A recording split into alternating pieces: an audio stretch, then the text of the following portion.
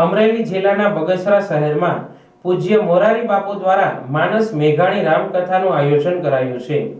મહાત્મા ગાંધીએ જેમણે રાષ્ટ્રીય શાયરના ગૌરવભર્યા બિરુદથી નવાજેલા એવા સાહિત્યકાર, લોક સાહિત્યનો સંશોધક, પત્રકાર અને સ્વાતંત્ર્ય સેનાની ઝવેરચંદ મેઘાણીના વડવાઓનું વતન અને પૂર્વજોની ભૂમિ એવા અમરેલી જિલ્લાના બગસરા શહેરના બાયપાસ પર આગામી 7 માર્ચથી 15 માર્ચ સુધી રામકથાનું આયોજન થવાનું છે, જેને અનુલક્ષીને બગસરા શહેરમાં પૂજ્ય મોરારી બાપુના વ્યાસસ્થાને થનાર માનસ મેઘાણી રામકથા માટે બેઠકનું આયોજન કરવામાં આવ્યું હતું।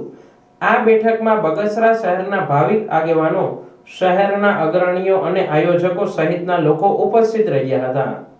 હું અભયસિંહ રાઠોડ આજ બગસરાની ધરતી ઉપર ઊભો છું, જ્યાં રાષ્ટ્રીય શાયર ઝવેરચંદ મેઘાણીના વડવાઓની આ ભૂમિ, સૌરાષ્ટ્રના ખાનદાનીની વાતો, એના ખમીરની વાતો લખનાર રાષ્ટ્રીય શાયર મેઘાણી, એમના પૂર્વજોની આ પરાક્રમી ભૂમિ।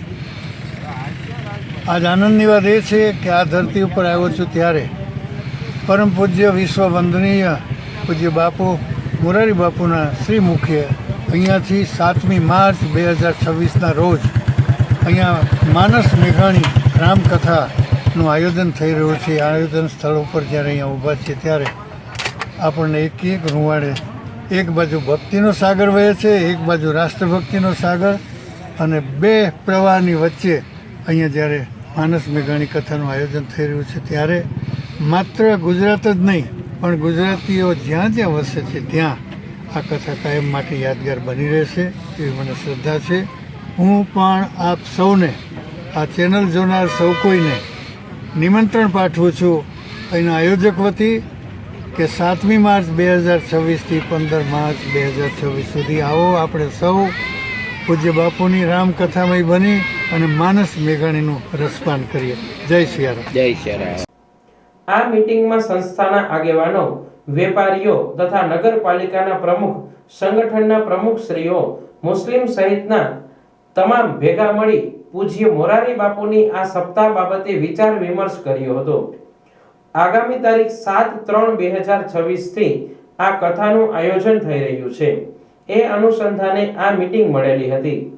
મેઘાણીજીના પ્રપુત્ર તેમજ અમારે વીરપુર ગાદીપતિજી ભરતભાઈ તેમજ અન્ય બગસરાની સંસ્થાઓ, વેપારીઓ તથા નગરપાલિકાના પ્રમુખો તથા સંગઠનના પ્રમુખશ્રીઓ સૌ કોઈ આજે, મુસ્લિમ બિરાદરો સૌ કોઈ આજે ભેગા મળી પૂજ્ય મોરારી બાપુની આ સપ્તાહનું જે 7/3થી આયોજન થઈ રહ્યું છે, સ્ટાર્ટઅપ થાય છે, એ અનુસંધાનની મિટિંગ આજે મળેલી હતી।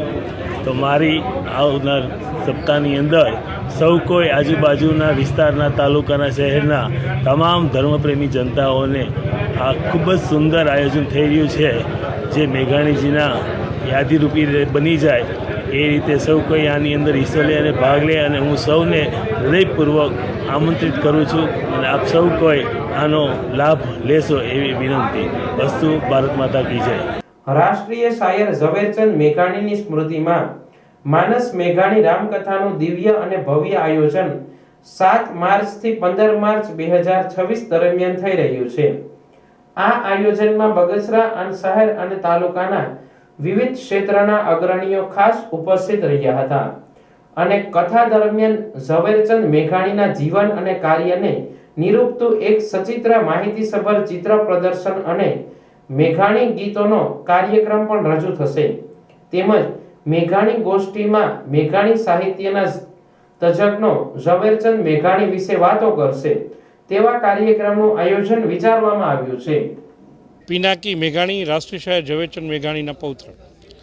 મહાત્મા ગાંધીએ જેમને રાષ્ટ્રીય શાયરના ગૌરવભર્યા બિરુદથી નવાજેલા એવા સાહિત્યકાર, લોક સાહિત્યના સંશોધક, પત્રકાર અને સ્વાતંત્ર્ય સેનાની ઝવેરચંદ મેઘાણીના વડવાઓનું વતન તે અમરેલી જિલ્લાનું બગસરા।